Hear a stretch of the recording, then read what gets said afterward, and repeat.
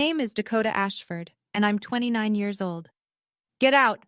I'm done paying for another man's mistake, my father said, throwing a $50 bill at my face on my 18th birthday, with my grandmother, my brother, and 6 relatives watching from the kitchen table.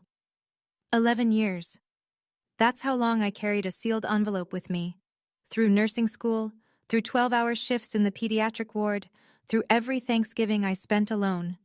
Inside was one piece of paper that could have ended everything.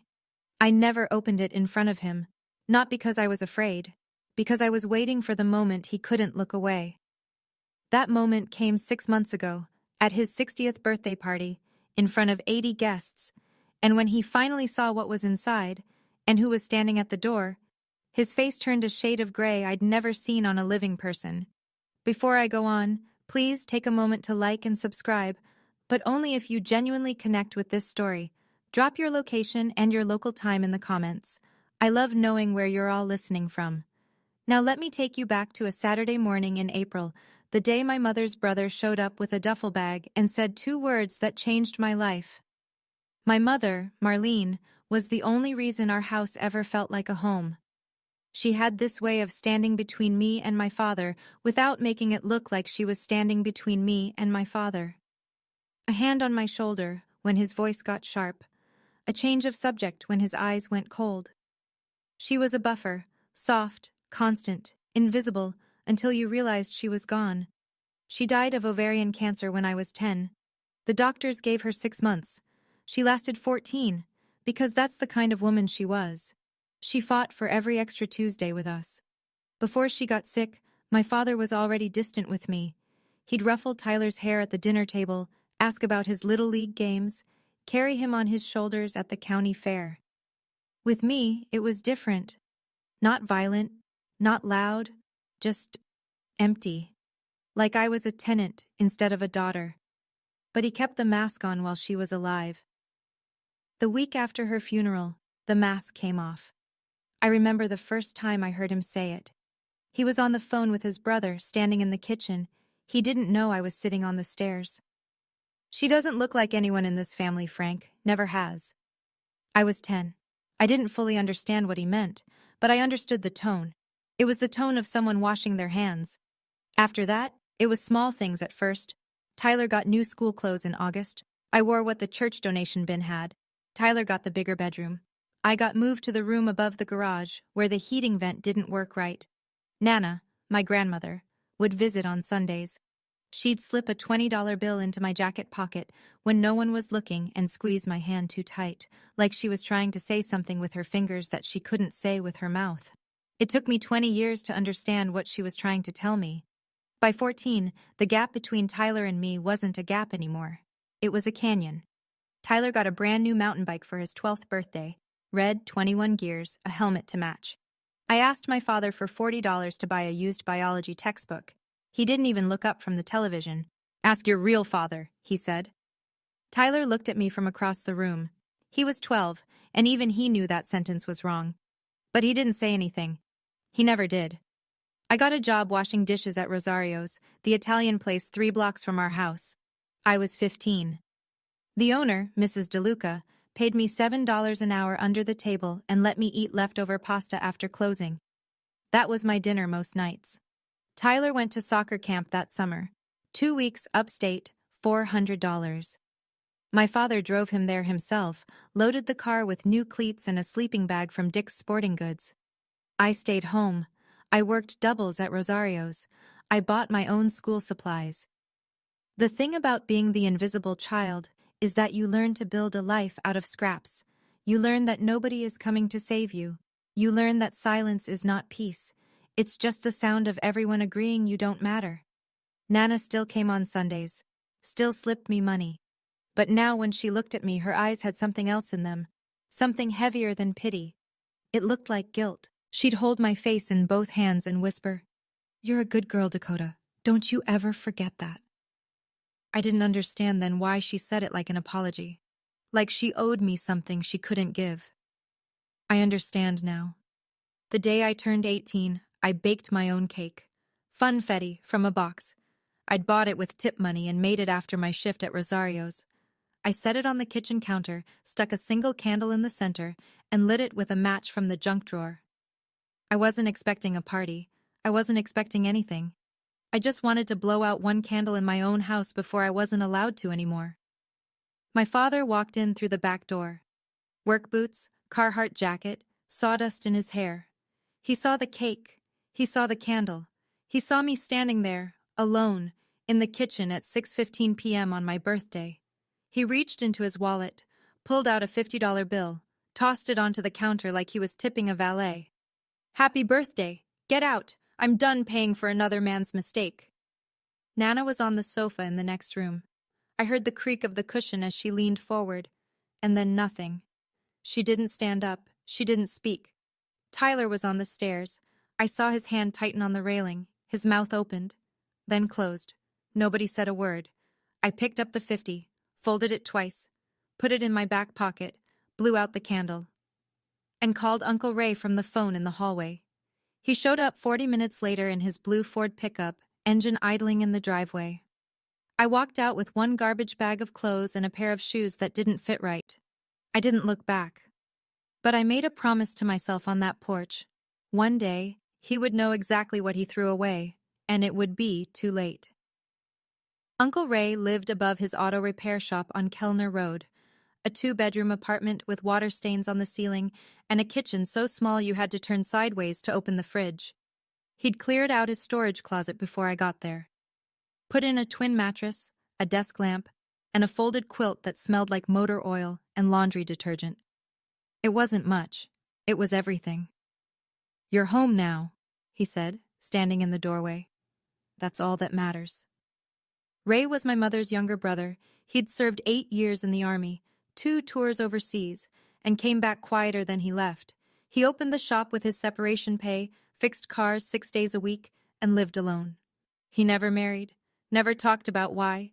He didn't ask me what happened at the house. He didn't ask about Gary. He just pointed to the bathroom towels and told me breakfast was at 7. The first week, I barely talked. I went to school, came back, sat at the desk in my closet room and did homework until my eyes blurred. Ray left plates of food outside my door, grilled cheese, canned soup, once a whole rotisserie chicken he must have bought at the grocery store on the way home. On the 8th night, I came out and sat at the kitchen table while he ate. He looked up, nodded, went back to his sandwich. That was it. That was the whole conversation. But something in my chest unlocked. Just a little. I didn't know this then, but Ray had his own battles. I found the chip in his nightstand drawer a month later, a bronze medallion with a triangle stamped into it. 3 years sober. He'd quit drinking the year my mother died. He never told me. I never asked. He just showed up, every single day. Leaving my father's house didn't set me free. It just moved the cage. Because Gary Ashford didn't stop at the front door. He took his story on the road. Within a month of my leaving, I started noticing the silence. I called Aunt Patty, my mother's cousin, the one who used to braid my hair at Thanksgiving. No answer. I called Marcus, my older cousin who taught me to ride a bike. Voicemail, every time. I sent a card to Nana for her birthday. No reply. It was Ray who finally told me what was happening. "Your father's been making calls," he said one night, wiping his hands with a shop rag. "Telling people your mother confessed on her deathbed, saying Marlene admitted you weren't his." I felt the floor tilt. "That's not true," I said. Ray's jaw clenched. "I know it's not." "Then why does everyone believe him?" "Because he's been saying it for years, and your mother's not here to say otherwise." That was the part that gutted me. Not that Gary lied. He'd been lying my whole life. It was that he weaponized my mother's death. Turned her last days into a confession she never made. Used her silence to rewrite history. And the family bought it. Because Gary was loud, and Gary was present, and Gary told the story first. If I stayed quiet, I lost everything. Not just a father. I'd already lost him. I'd lose my mother's name. Her reputation. The only proof she ever existed would be filtered through the mouth of the man who betrayed her. That was the real cost of silence. Not money, not inheritance. Marlene. But Gary made one mistake. He told that story to too many people, including someone who knew the truth. The call came 3 years after I left. I was 21, halfway through my nursing program, studying for a pharmacology exam at the kitchen table, when my phone buzzed with a number I didn't recognize. Dakota? It's Diane. Diane Mercer. I was your mother's best friend. I knew the name. I remembered a woman with red hair and a loud laugh who came to our house on Friday nights when I was little. She and my mother would sit on the porch with glasses of wine while my father watched football inside. I heard what your father's been telling people, Diane said. Her voice was tight, like she was holding something back with both hands. About your mother, about a deathbed confession. It's not true, I said. Sweetheart, I know it's not. I was at that hospital every single day. Your mother's last words were about you and Tyler. She never said anything about... Diane stopped, took a breath. Your mother was the most loyal woman I ever knew. Then she said something that rearranged every assumption I'd ever made. Your mother didn't have a secret, Dakota. But your father does. The kitchen went very quiet. What do you mean? When your mom was pregnant with you, she started suspecting Gary was seeing someone. She never had proof. But she told me, more than once, that he'd come home at strange hours, smelling like a perfume she didn't own. I sat back in my chair. The pharmacology textbook blurred. Diane, are you saying... I'm saying that if anyone had a reason to question anyone's loyalty, it wasn't him. She paused, then quieter. If you ever want the truth, science doesn't lie. You just need a sample. I thanked her, hung up, and sat in that kitchen for a very long time, staring at nothing. I waited a year before I acted. Not because I was hesitant, because I needed to be certain I was doing this for the right reason. I wasn't trying to win Gary back. I wasn't trying to prove I deserved his love. I was trying to protect my mother's name. That was the line I drew in my own mind, and I held it. The chance came at Thanksgiving. I was 22, final semester of nursing school. Tyler called me out of the blue, the first time in 4 years. Dad's going to the game at noon, he said. Come by, just for 30 minutes. I'll make coffee. I drove to the house in Ray's truck. The neighborhood looked the same. Same cracked sidewalk, same mailbox with the dented flag. Tyler met me at the back door. We sat at the kitchen table. He'd made instant coffee, too strong, in mismatched mugs. We talked about nothing. His job, my clinicals, the weather. Normal words over an abnormal silence. Then the front door opened. Gary stood in the hallway, keys in hand. He looked at me like I was a stain on his floor. What are you doing here? Tyler invited me. Tyler doesn't make decisions in my house. Tyler stood up. Dad, it's Thanksgiving. She's not family. Period. The sentence landed like a slap. Not new, not surprising, but hearing it at 22 felt different than hearing it at 10. At 10, it crushed me. At 22, it clarified me. I stood up, reached for my jacket, and on my way out, I picked up the coffee mug Gary had just set on the counter. Still warm. His fingerprints. His saliva. His DNA. I slipped it into my coat pocket and walked out the back door without looking back. Tyler followed me to the truck. I'm sorry, Dakota. I'm so sorry. I knew he meant it. I also knew he'd never do anything about it. 4 weeks later, the results came in a plain white envelope from the lab. I opened it at Ray's kitchen table on a Tuesday morning before my shift. The apartment was quiet. Ray was already at the shop. Outside, a garbage truck groaned down Kellner Road. I unfolded the letter. Read the numbers. Paternity index, 8,746,291 to 1. Probability of paternity, 99.998%. Gary Ashford is the biological father of Dakota Ashford. I set the paper down. I didn't move for 20 minutes. I'd expected it. Diane's story, my mother's character, the simple math of it. I'd known, somewhere deep, that this would be the answer.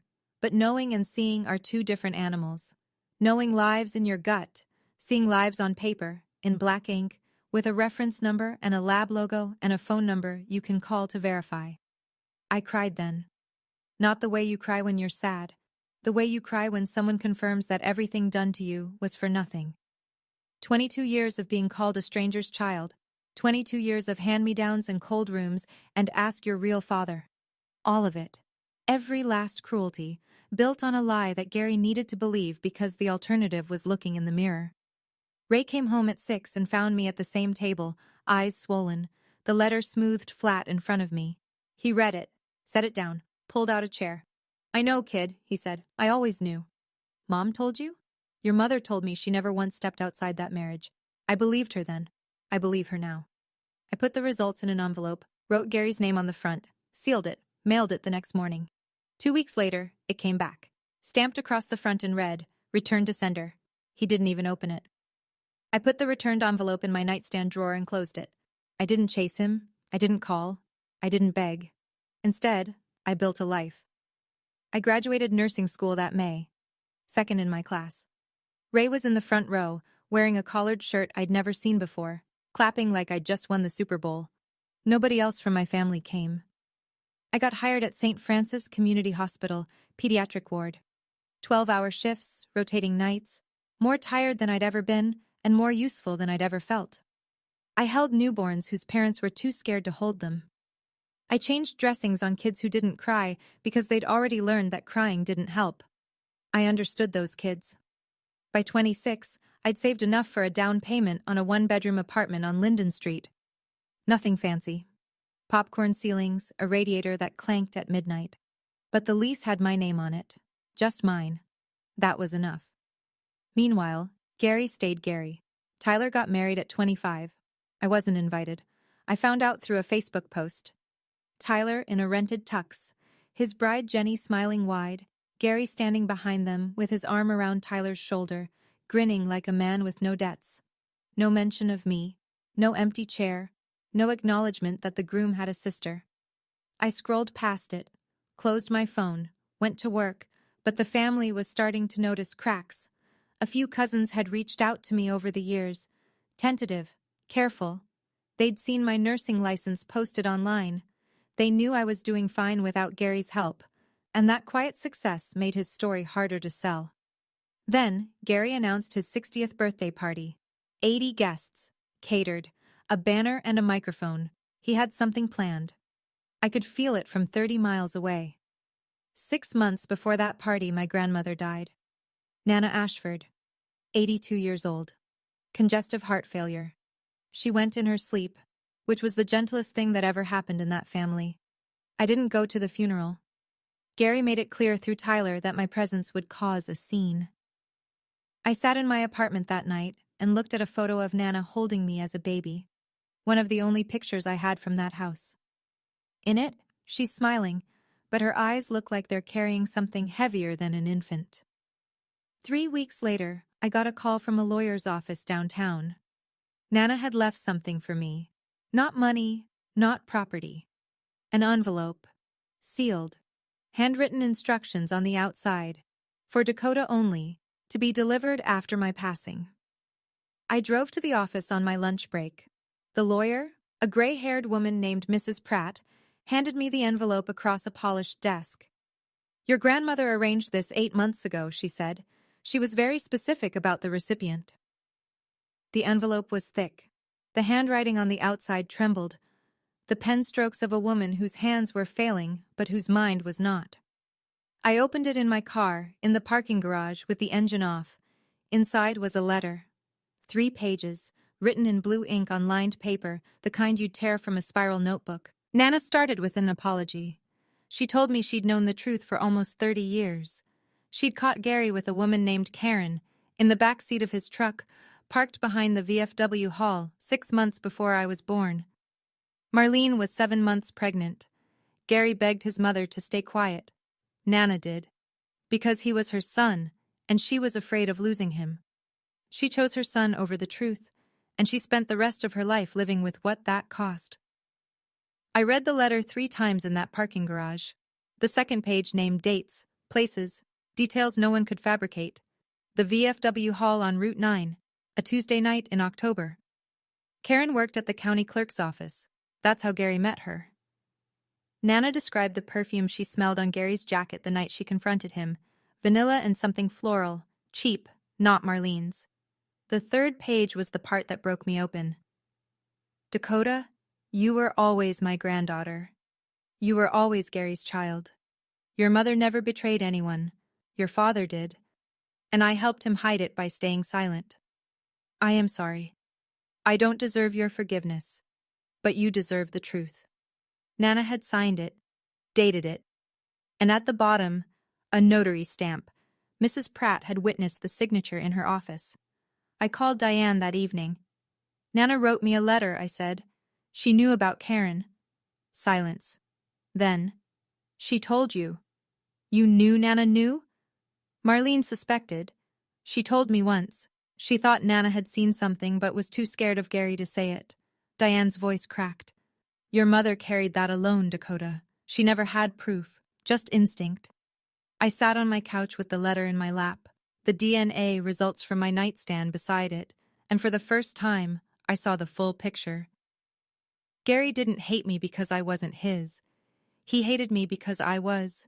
And every time he looked at me, he saw Marlene. And every time he saw Marlene, he remembered what he'd done. I wasn't the evidence of her sin. I was the evidence of his. I put both documents into a new envelope, sealed it, set it in my drawer. I wasn't going to find Gary, but if he ever came for me again, I'd be ready. I didn't have to wait long. 3 weeks later, Tyler called. It was a Wednesday night. I was folding scrubs on my bed when my phone lit up with his name, a name I hadn't seen on that screen in over a year. Hey, he said. His voice was low, the way people talk when they're standing in a room with someone who might hear. Hey, Dad's turning 60. There's a party, Saturday the 14th, 80 people. He doesn't want me there, Tyler. I want you there. A pause. You're my sister. Something in my chest seized. In 27 years, Tyler had never said those words out loud, not once. Not in the kitchen when Gary made his remarks, not at the birthday with the $50 bill, not in any of the silence that followed. Why now? I asked. Because Jenny's pregnant. His voice shook slightly. And I've been thinking about what kind of family I want this kid to grow up in. And it's not what we had. I closed my eyes. Tyler, if I show up, it won't go well. I know, but I'm asking anyway. I thought about it for 3 days, talked to Ray. He listened without interrupting, the way he always does, leaning against the counter, arms crossed, eyes steady. What do you want to do? He asked. I want to go. For Tyler. For Mom. Then go. Will you come? I'll be outside, in the truck, in case you need to leave fast. That was Ray. No speeches, no drama, just a truck with the engine running and a man who'd never once let me down. Saturday morning I got dressed. White blouse, simple earrings, flats. I picked up the envelope from my drawer and slipped it into my bag, just in case. The party was in full swing when I pulled up. Gary's house, the house I grew up in, sat on a quarter-acre lot at the end of Maple Drive. The lawn had been mowed for the occasion. String lights zigzagged between the garage and the fence posts. A folding table by the gate held a cooler, stacks of paper plates, and a sheet cake with "Happy 60th, Gary," piped in blue frosting. I could hear country music from the Bluetooth speaker on the porch, voices layered over each other, the comfortable noise of people who belong somewhere. I parked on the street, checked my bag. The envelope was there, tucked between my wallet and a pack of tissues. Ray's truck was parked 2 houses down, engine off, windows cracked. He caught my eye in the side mirror and gave me a single nod. I walked through the gate. The backyard was full. 80 people, give or take. Aunts, uncles, cousins, neighbors, guys from Gary's plumbing crew, women from the church. Kids ran between legs. Someone was grilling burgers. The air smelled like charcoal and cheap beer and cut grass. A few heads turned when I walked in. Conversations stuttered. An aunt whose name I'd forgotten leaned toward the woman beside her and whispered something behind her hand. Tyler met me at the gate. He looked like he hadn't slept. You came, he said. I came. He led me to a chair at the far end of the last table, the one closest to the back fence, farthest from the main gathering. I sat down, set my bag on my lap. Then I looked up and found Gary's eyes across the yard. He was standing at the head table, beer in hand, surrounded by friends. His smile disappeared the second he saw me. And I understood, right then, that this was never going to be a quiet evening. For the first hour, Gary pretended I wasn't there. He worked the crowd the way he always did. Handshake, backslap, laugh, repeat. He was good at this. He'd spent 60 years learning how to fill a room with a version of himself that people wanted to believe in. The hard-working plumber, the devoted father, the man who sacrificed everything for his family. It was a convincing performance. It always had been. Around 7 o'clock, someone clinked a glass. The music faded. Gary walked to the center of the yard where a microphone stand had been set up next to the cake table. He tapped the mic twice. The crowd gathered in a loose semicircle. "I want to thank everyone for being here tonight," he said. 60 years. Can't believe it. Laughter. Applause. He talked about his life, his work, how he'd built his crew from nothing, how he'd raised his family in this very house, on this very lawn. He gestured around the yard, and people nodded. Then he called Tyler up. Tyler walked to the microphone slowly, hands in his pockets. Gary put his arm around him and pulled him close. "This is my boy," Gary said into the mic. "My only boy. My legacy." He said it with the warmth of a father and the precision of a surgeon. My only boy, not my oldest, not one of my kids. My only. A few guests glanced in my direction. I kept my face still. "Some of you know," Gary continued, and his voice shifted, lower, more deliberate. "My first wife made choices I had to live with for 18 years. He paused, let it land. "I won't go into detail, but tonight, I want to make something official." He looked out at the crowd with the calm authority of a man who believed he'd already won. "This house," Gary said, one hand on Tyler's shoulder, the other gripping the mic. "Everything I built, it goes to Tyler, because family means blood. Real blood." Applause. Scattered, uncertain, but enough. A few of the plumbing crew guys whooped. A neighbor clapped too hard. Then Marcus, my cousin, standing near the cooler, said what no one else would. "What about Dakota?" It came out quiet, but the microphone caught the silence after it. Gary heard. His head turned slowly toward Marcus, then toward me. He smiled. The kind of smile that isn't a smile at all. "Dakota?" He chuckled into the mic. "She's here as a guest tonight, not as my daughter." The yard went still. Someone set down a plate.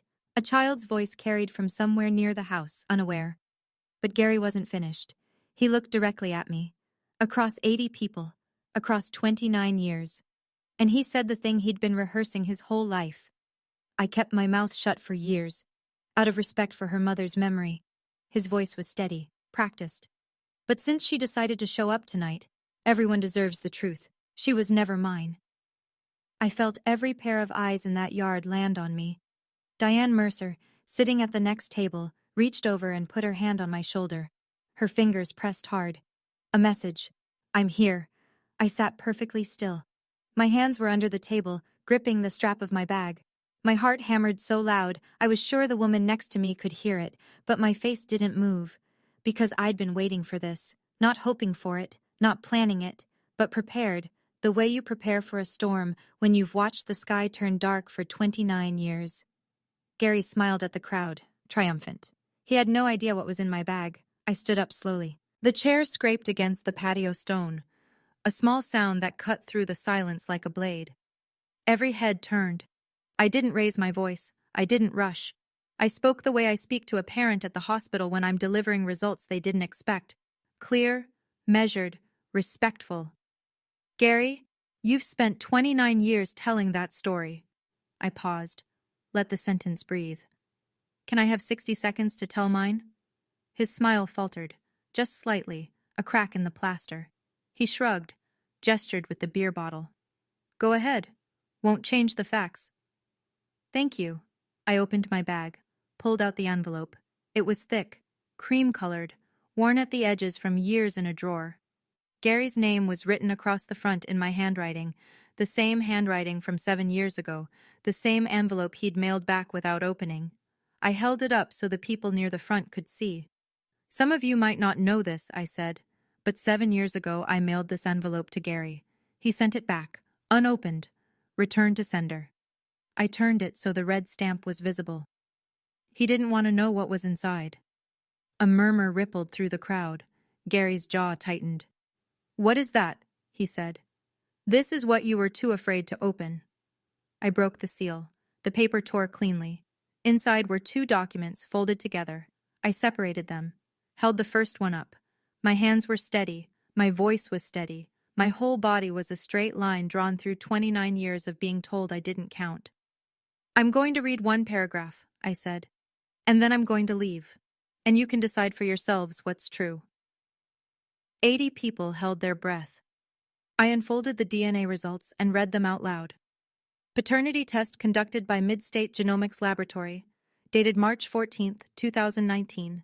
Sample A, cheek swab, Dakota Ashford.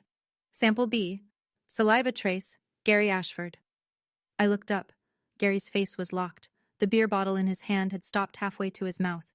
Paternity index, 8,746,291 to 1. Combined probability of paternity, 99.998%.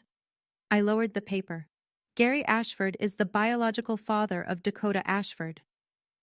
The silence that followed wasn't empty. It was full, packed tight with the sound of 80 people recalculating everything they'd been told for the last 3 decades. Somewhere near the back, a spoon hit a plate. Someone inhaled sharply. A woman I didn't know covered her mouth with her hand. Gary spoke first. Of course he did. "That's fake."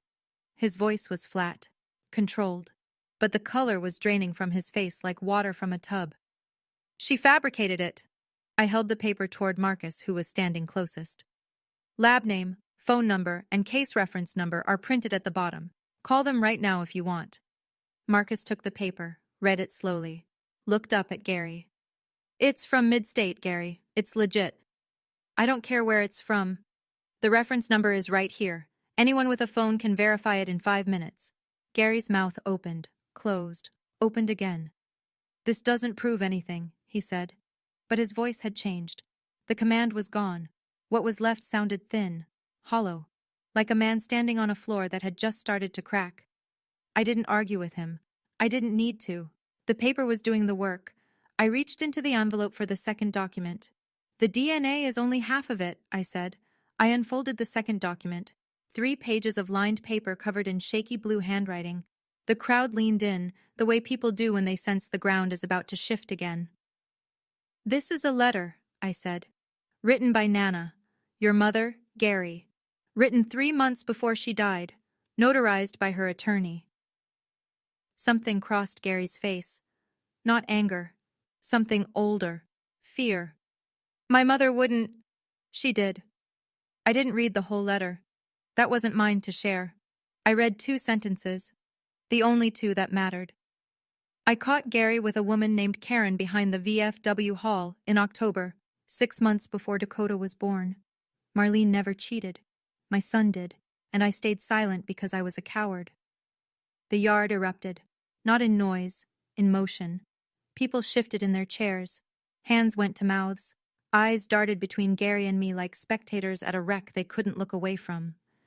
Gary grabbed the edge of the table. His knuckles were white. "She was confused," he said. "She was old. She was sick." Diane Mercer stood up from her chair, slowly, deliberately. Every person in that yard watched her rise. "She wasn't confused, Gary." Diane's voice was clear and unshaking. "I was there too. Marlene cried on my couch for 3 hours the night she found out about Karen. She never once thought about leaving you. But you never stopped punishing her for what you did." The microphone was still on. Every word carried. Tyler, who had been standing beside Gary this whole time, took 1 step back. Then another. His face was white. His mouth was a thin line. He hadn't known about any of it. What happened next was the saddest part. Not because I felt sorry for Gary, because I watched a man try to save a lie that had already died, and he couldn't stop himself. "This is my birthday!" Gary shouted. His hand slammed the table. Paper plates jumped. A cup of soda tipped over, and nobody picked it up. "You planned this. You came here to destroy—" "I came because Tyler asked me to. She's trying to get the house. She's been scheming. I don't want your house, Gary. My voice was level. I made sure of that. I have my own home. I pay my own rent. I don't need anything from you. He looked around the yard, searching for an ally, for someone to nod, to step forward, to say she's lying, but every face he found was either looking away or looking through him. Marcus set the DNA paper on the table, folded his arms. Aunt Patty was crying, quietly, into a napkin. A man from Gary's plumbing crew, I didn't know his name, put down his plate and walked toward the gate without a word. Then Tyler spoke. "Dad," his voice cracked. "Is it true? About Karen?" The whole yard held still. Gary looked at his son, his golden child, the one he'd built his entire identity around. And for one moment, I thought he might tell the truth. I thought 30 years of lies might finally collapse under their own weight. But Gary just stood there, jaw working, eyes wet, saying nothing. And that silence, that refusal to deny it when it mattered most, was louder than any confession. Tyler's hand dropped from his father's shoulder. "That's what I thought," Tyler whispered. Gary was still standing, but everything underneath him had already fallen. I could have stopped there. The DNA was red. The letter was out. The silence had spoken. But Gary had asked one question for 29 years, and I decided, standing in that yard with 80 witnesses and a fold of paper in my hand, that he deserved an answer. "You always wanted to know who my real father is," I said. Gary's eyes snapped to mine. "He's standing right outside." I pointed toward the front of the house. Through the side gate, past the driveway, you could see the street. And there, parked under the elm tree, was Ray's blue Ford pickup. And there, leaning against the driver's side door with his arms crossed, was Uncle Ray. He wasn't trying to make an entrance. He was just there, steady, the way he'd been for 11 years. Gary moved to the edge of the yard and looked through the gate. When he saw Ray, something drained from his face, the last trace of color, the last thread of authority. He looked like a man watching his own house burn from across the street. "Ray taught me to drive," I said. "Ray paid for nursing school. Ray showed up every Christmas you didn't." I folded the documents, placed them on the table in front of Gary's empty chair. "DNA says you're my father, but Ray is my dad." The envelope sat on the table between a paper plate and an untouched slice of cake. "Keep these," I said. "This time, try opening them." I picked up my bag, smoothed my blouse, and walked toward the gate. Behind me I heard a chair scrape, then another. Aunt Patty's footsteps followed mine. Diane was already at the gate, holding it open. Marcus nodded as I passed. Didn't say anything. Didn't have to. I didn't run. I didn't cry. I just walked, out of that yard, down the driveway, into the rest of my life. Ray opened the passenger door before I reached the truck. I climbed in. He closed it behind me. Walked around to the driver's side. Got in. Started the engine. Neither of us spoke for 2 blocks. The street was quiet. Porch lights clicked on as the evening darkened. A sprinkler hissed somewhere on a lawn we'd already passed. "You okay?" Ray said, eyes on the road. "I'm done," I said. "Finally, I'm done." He nodded, reached over and turned on the radio. Low. Some country station playing a song I didn't know. Pedal steel and a quiet voice singing about a long way home. And then I cried. Not the way I cried in Ray's kitchen at 22, when the DNA results first came back. That was grief. This was different. This was the sound of something heavy being set down after carrying it so long your arms forgot what empty felt like. I cried for my mother, who never got to defend herself. For Nana, who tried to make it right too late. For the 10-year-old girl on the stairs who heard her father call her no one. For the 18-year-old who baked her own birthday cake and got a $50 bill thrown in her face. I cried for all of them. And then I stopped. Ray didn't ask me to explain. Didn't offer wisdom or a pep talk. He just drove, one hand on the wheel, the other resting on the console between us, close enough to reach if I needed it. When we pulled into the parking lot behind his shop, he killed the engine and sat for a moment. "You said what needed to be said," he told me. "That's enough."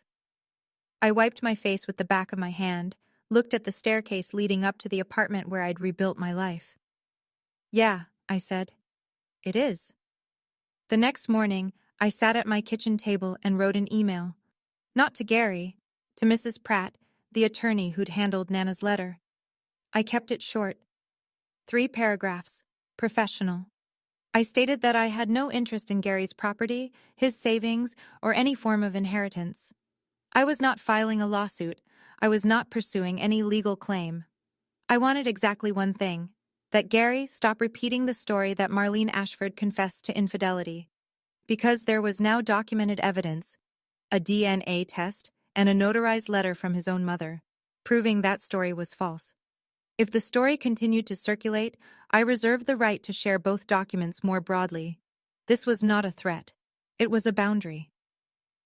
Mrs. Pratt forwarded the email to Gary's contact on file. I never received a response.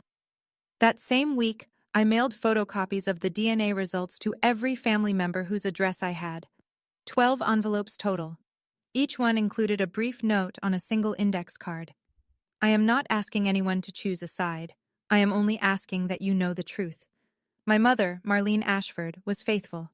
The enclosed documents confirm this. If you have questions, the lab's number is on the letterhead. I signed each card with my name. No anger, no pleading, just fact. Then I blocked Gary's phone number. Not because I hated him, because I was finished having a conversation that only went one direction. Ray watched me seal the last envelope from across the kitchen. "That's it?" he asked. "That's it. No court? No lawyers? I don't need a judge to tell me who I am." He almost smiled. Almost. "Your mother would have said the same thing." That was the best compliment anyone had ever given me. Tyler called 1 week later. It was late, almost 11. I was on the couch in my apartment, half watching a baking show on mute, when his name lit up my screen. "Hey. Hey." His voice sounded hollowed out, like someone had taken a melon baller to everything behind his words. "Did you know?" he asked. "About Karen, before Nana's letter?" "No, not until the letter." A long breath. "I've been looking stuff up. I called the lab. The DNA is real." "I know." "He won't talk to me. He's been locked in his room since the party. Won't answer the phone. Won't come to the shop." I didn't say I'm sorry, because I wasn't sure what I'd be apologizing for. "The party ended right after you left," Tyler continued. "Half the guests walked out within 10 minutes. Dad sat at the head table by himself until it got dark. I had to go out and bring the food inside. He didn't move." I pictured it. Gary alone at a decorated table, surrounded by empty chairs and string lights buzzing in the dark. I waited for satisfaction to arrive. It didn't. Just a dull ache in a place I thought had scarred over. "Tyler, you don't have to choose between us." "I know. But I'm done pretending." "I know that too." There was a pause. Then Tyler's voice shifted, softer, almost shy. "Jenny's due in 4 months. It's a girl." My hand tightened on the phone. "Jenny told me something last week," he said. "She said, 'If you ever treat our daughter the way your father treated Dakota, I will walk out that door and never come back.'" He was crying now, quietly, the way men cry when they've only just learned how. "I want her to know her aunt, Dakota." "She will," I said. "I promise." The fallout didn't come in a wave. It came like leaks, slow, steady, impossible to plug.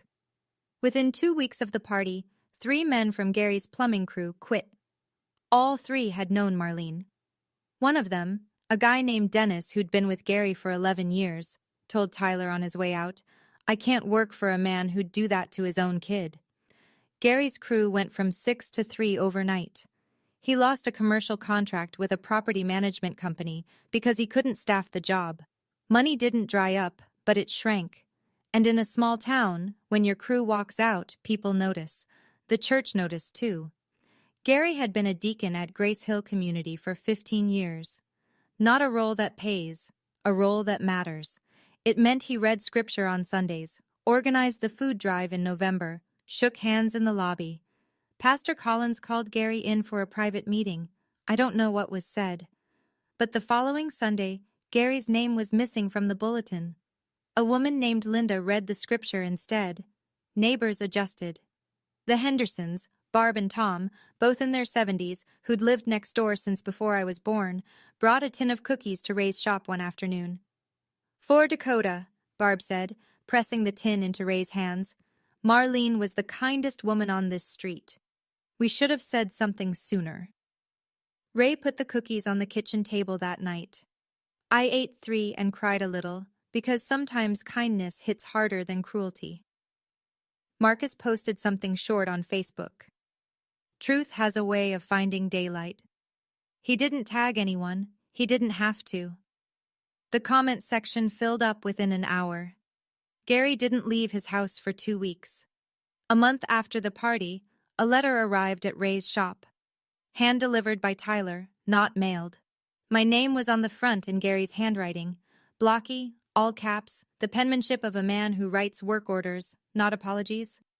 I opened it at the counter while Ray rebuilt a carburetor 3 feet away, pretending not to watch. The letter was short, 6 sentences. "Dakota, I know things got out of hand. I made mistakes. The house is still your home if you want it. Come back so we can talk. Dad." I read it twice, looking for the word, the only word that would have mattered. It wasn't there.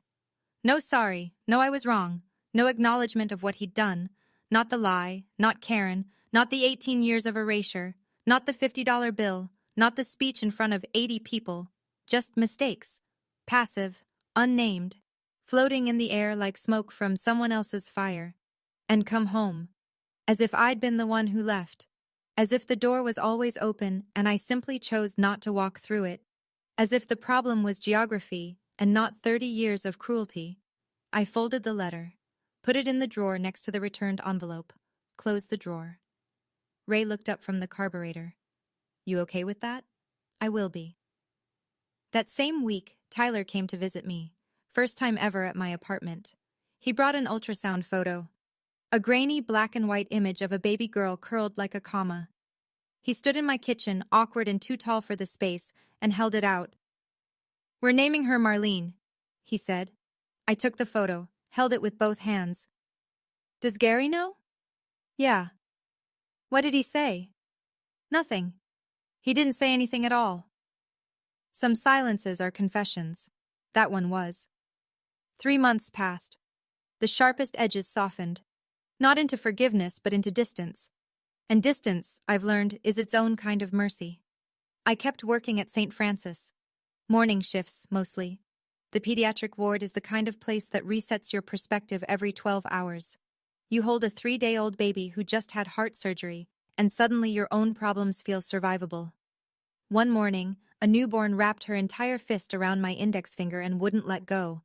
I stood there, beside the incubator, for 5 minutes. Just breathing. Just being held by something that small.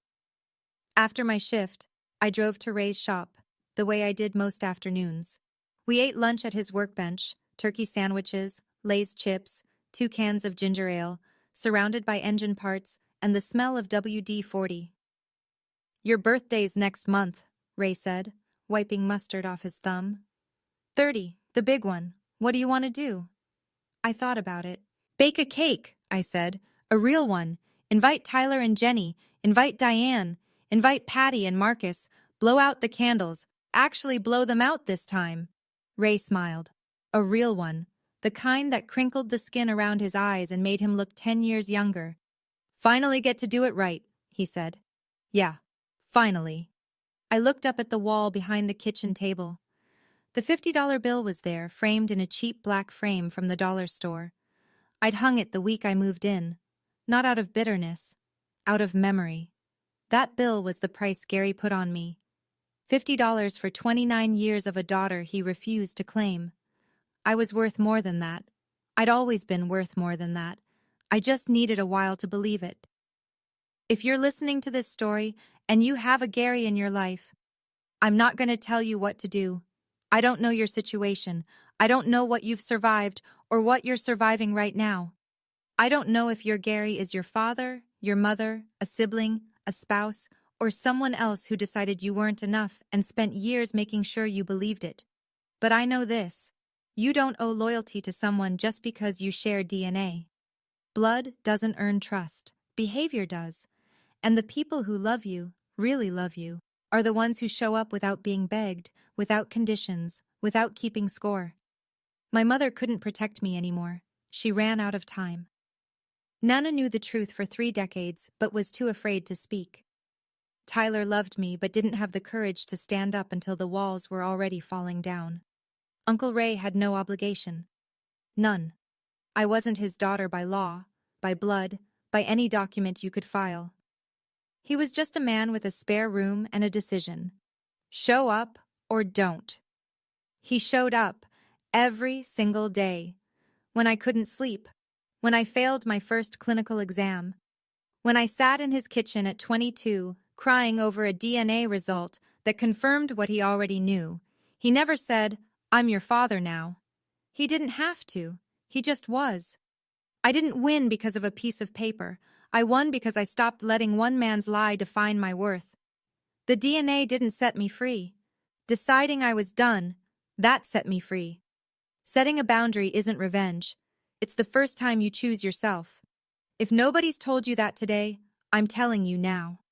So here's where things stand. I'm 29, about to turn 30. I still work the pediatric ward at St. Francis.